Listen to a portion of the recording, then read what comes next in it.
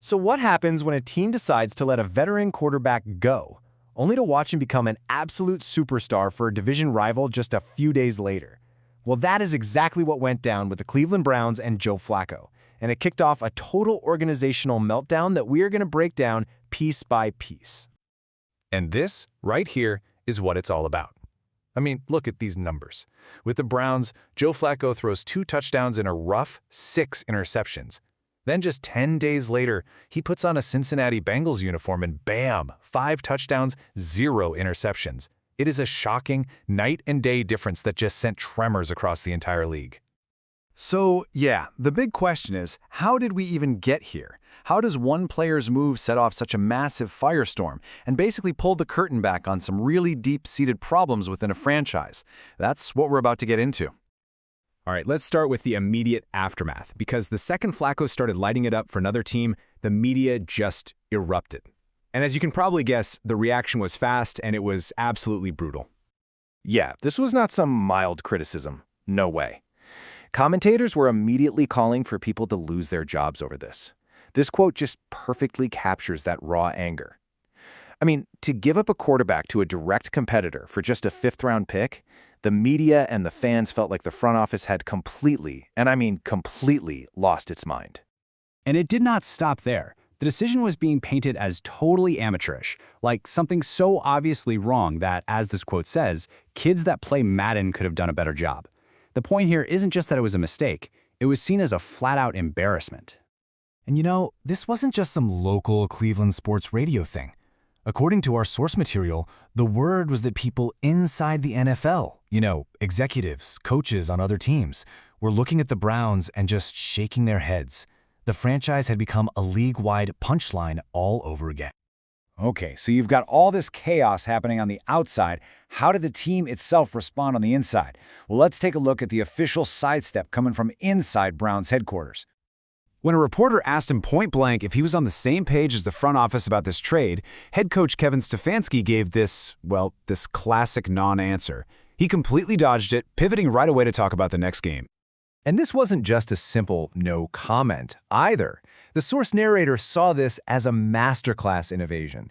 See, by refusing to directly answer the question, Coach Stefanski only fueled the fire, raising more suspicion that there was some serious disagreement behind the scenes on this decision. All right, so the head coach is stonewalling.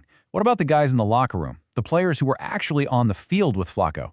How in the world did they explain his sudden success somewhere else? Well, you get this from star player Myles Garrett. He suggested that, hey, maybe Flacco, the classic 6'6" quarterback who stands in the pocket, just wasn't a good fit for the Browns' specific offensive system. It's a very diplomatic answer, let's say. But the source narrator saw right through it. They described watching Garrett just searching for the right words, and they read his very careful explanation not as a real reason, but as him trying to find the best lie he possibly could to defend an offense that clearly wasn't working, without, throwing his coaches under the bus. Now, to really get why this one trade caused such a massive explosion, we have to zoom out a bit. Because for critics, this wasn't just a single bad move. Oh no, it's part of a much bigger and, frankly, troubling pattern. So here's the core argument. The Browns have a history of making these decisions that end up being huge gifts for other teams. It's almost like they're actively strengthening their competition. And believe me, there's no bigger example of this than the Deshaun Watson trade.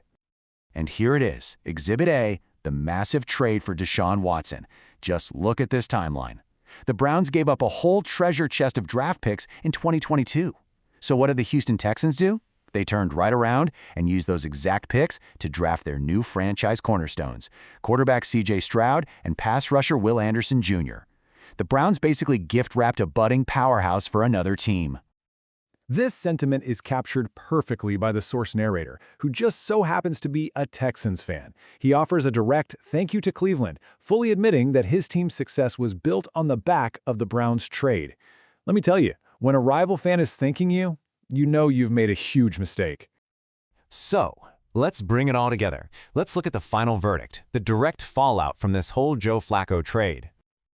This table right here. This is the statistical smoking gun. Just look at the numbers against the exact same, very tough Steelers defense. The Browns QB, Dylan Gabriel, 55% completion, 221 yards, 0 touchdowns. Okay, now look at Joe Flacco for the Bengals. Almost 66% completion, 342 yards, and 3 touchdowns. It's the same opponent, but the results could not be more different.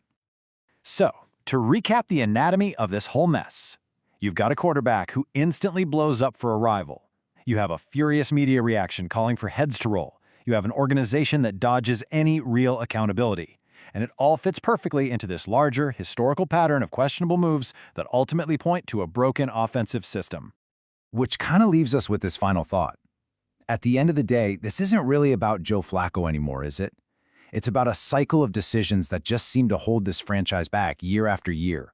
With so much pressure from the outside and what looks like dysfunction on the inside, the real question is about accountability. Who's responsible for this cycle? And can they ever break it?